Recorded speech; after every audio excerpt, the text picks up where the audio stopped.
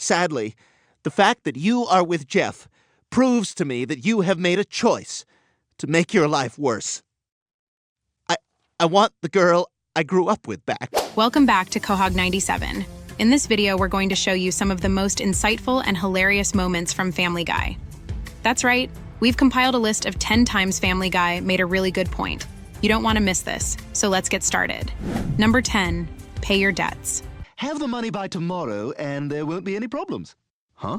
Yeah, 24 hours. Why? What happens in 24 hours? I don't know. Not psychic, man. I'm just saying it would probably be better for everybody if you had the money tomorrow. In the episode Patriot Games is about Stewie becoming a bookie and demanding Brian to pay his debt after losing a bet on a celebrity boxing match. Stewie repeatedly attacks Brian with various weapons until he gets his money back, even threatening to kill him if he does not pay up. Yeah, you like that? That feel good? That feel good? Where's the money, man? Where's my money? The good point that Family Guy made when it said you should pay your debts is that it highlighted the consequences of irresponsible gambling and borrowing money from unscrupulous lenders. It also showed how debt can ruin relationships and cause stress and fear. You got till 5 o'clock. You hear me? You got till 5 o'clock. You freaking psychopath! Clean yourself up. By exaggerating the situation with humor and absurdity, Family Guy made a serious message more entertaining and memorable for the viewers. It also suggests that gambling can be a risky and addictive behavior that can lead to debt problems. Oh my God!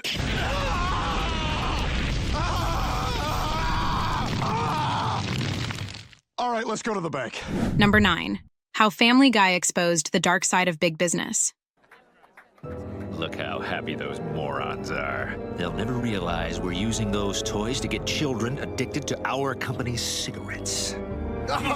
In Mr. Griffin Goes to Washington, Family Guy delivers a hilarious and insightful commentary on the impact of corporate greed on small businesses and society. Peter's toy shop is bought out by a ruthless tobacco giant, who uses it as a front for selling cigarettes to kids. Baby needs to suck ash. Baby needs to suck ash. Not ass, you pervert. Save it for the interns. The episode shows the devastating consequences of letting powerful corporations take over the market and exploit their workers and customers. Family Guy does not shy away from criticizing the unethical practices and policies of big business. It reveals the hidden price of cheap goods, the loss of local jobs, the erosion of moral values, and the endangerment of public health. All in favor of finding this evil tobacco giant $100 million, say aye. But that'll bankrupt us! Oh, you mean the way you've morally bankrupted America? Number 8. How Family Guy showed us the value of family. Mr. Griffin? Oh my God. Hey, look, Meg, it's Kevin from next door. I didn't know you worked here. Hey, Kevin, come here. Come here. Say hi to Meg. She's right in there. Right there. Family Guy is known for its outrageous humor and irreverent jokes, but sometimes it also delivers some heartwarming moments. One of them is in the episode 15 Minutes of Shame, where Meg feels humiliated by her family's antics and decides to run away. The family then hires actors to play their roles, hoping to get a better deal. I don't know if Mom and Dad told you, but we usually have breakfast naked, and I'm allowed to videotape it. Ooh, my skin's getting so slippery. I hope I don't pop out of my top. Aww. But soon they realize that they made a mistake. They miss Meg's presence and personality, even though they often tease her. Meg misses her family too, and secretly meets with Peter and Lois. They confess that they loved her and wanted her back. Hey, honey, I'm sorry we missed your ball game. What? Here's an ice cream. We love you, Meg. I love you too. The episode ends with a touching scene where the whole family hugs and reconciles, showing us that family is not something you can replace or trade. It's something you cherish and appreciate, no matter how crazy or dysfunctional it may be. Number 7. How it showed the negative effects of political correctness. About to see the new Kevin Hart movie. Just kidding, I'm white and went to college. Hashtag Baywatch movie. How the D in Apartment 23 exposed the hypocrisy of political correctness. Political correctness can be a double-edged sword. While it aims to promote respect and tolerance, it can also lead to censorship and intolerance. This is what the episode The D in Apartment 23 of Family Guy shows us. Brian, the talking dog, makes a joke on Twitter that triggers a group of students who demand his apology. Your dog wrote an insensitive tweet. You can't eat here. Uh-oh, Meg. It's a sensitivity mob. It was just a joke. There's no such thing as jokes anymore. Yeah, we live in a post-joke world. They don't stop at expressing their displeasure, but also harass and bully his family members, Meg and Kreese, who have nothing to do with his tweet. The episode reaches a climax when a violent confrontation ensues, showing that physical violence can be more harmful than verbal insults. The episode challenges the viewers to think about the limits and consequences of political correctness.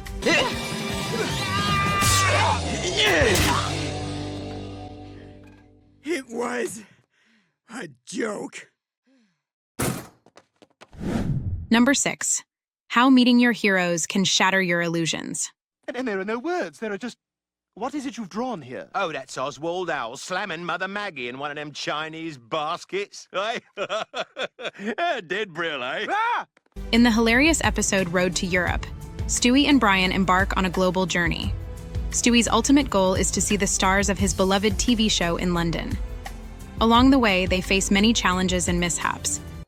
Oh, God, it's like Orson Welles' autopsy. All right, just hold your breath and go. What are you doing? Wiping my feet. I don't want to track any sand inside. Once you get it in there, you can't get it out. But the episode also explores a deeper theme, the disappointment of meeting your heroes. Stewie is shocked to discover that the cast is rude and bored. His dream turns into a nightmare as he realizes that they are nothing like the characters he admires. The episode shows how meeting your heroes can shatter your illusions and make you question your fandom. Oh, Mother Maggie, thank God! Something's terribly wrong! Whose stinky brat is this? What? Well, that's not your voice. Your voice is lyrical, like the gentle strum of a lute. Piss off, you grotty little wanker! Number 5. How Family Guy used humor and satire to advocate for vaccinations. Meg, you must carry on my legacy. Promise me you'll crop the churches. Crop them, Meg! Crop them all! The anti-vaccination movement has been spreading misinformation and fear among parents.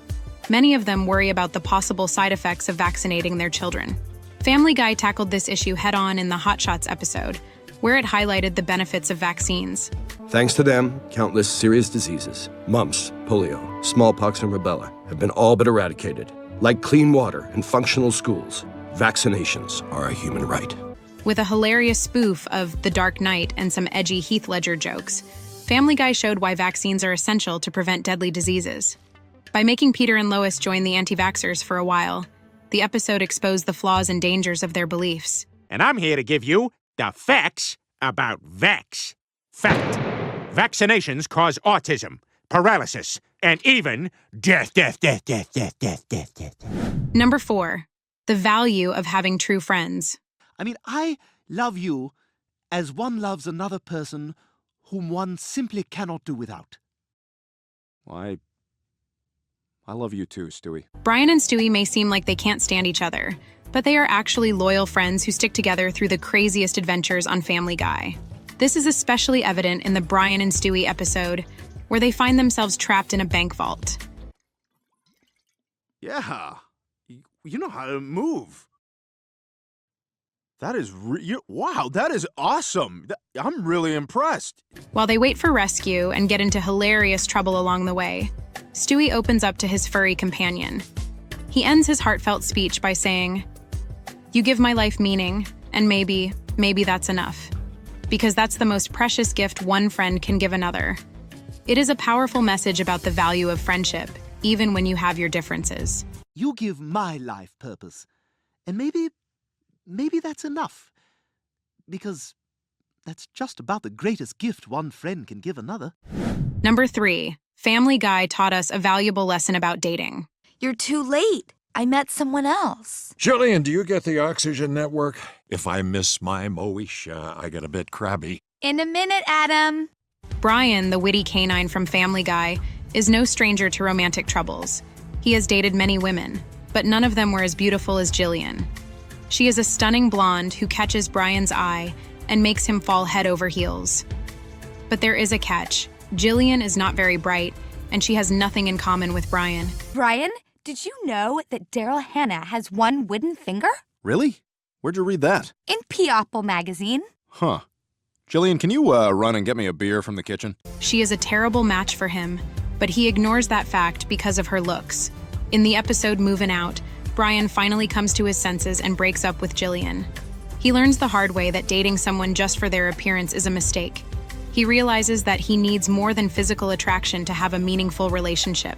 She's devoted a lot of time and energy to this relationship with some expectation that it could grow into something much more significant. And if you're just stringing her along, well, then I gotta say, I've lost a lot of respect for you, Brian. Number 2, exposed the harsh reality of domestic violence. Oh, Glenn! Oh, thank God you're all right! Hey, you touching my girl? Relax, Jeff. That's her brother. Yeah, that's how it starts. Come on, Brenda. We gotta get out of here. I need cigarettes and jeans. Many viewers were shocked by the episode Screams of Silence, the Story of Brenda Q, which tackled a very serious and sensitive issue, domestic violence. Unlike the usual humorous tone of Family Guy, this episode was dark and dramatic, focusing on the tragic story of Quagmire's sister Brenda, who endured physical and emotional abuse from her partner. Yeah, and they're gonna send all the inmates to Congress. I don't get that one! The episode did not shy away from showing the brutal reality of domestic violence and how the victims often justify their situation and refuse to leave. It also explored how the issue affects the people around them, especially their loved ones. Quagmire's heartfelt speech captured this perfectly. Sadly, the fact that you are with Jeff proves to me that you have made a choice to make your life worse. I want the girl I grew up with back. Number 1, how Joe's disability became his strength. Guys, grab onto my legs! Got it! Ew. This is actually the first time I've ever touched Joe. Jolo is an episode that will tug at your heartstrings as you witness Joe's struggle with his disability. Feeling hopeless and worthless, Joe decides to end it all at Niagara Falls. He blames his disability for ruining his marriage and his hobbies. But somehow, as soon as I decided to kill myself, I actually felt free. Almost giddy. I can finally kiss this worthless life goodbye. But the episode also shows how Joe overcomes his despair and realizes his disability is not a curse, but a challenge. He learns to appreciate his life and find new ways to enjoy it. He discovers that being disabled does not mean being unable to live fully and happily. 4 friends having an adventure at Niagara Falls. What's your name? Nice, yeah. All right. Wow, that was awesome.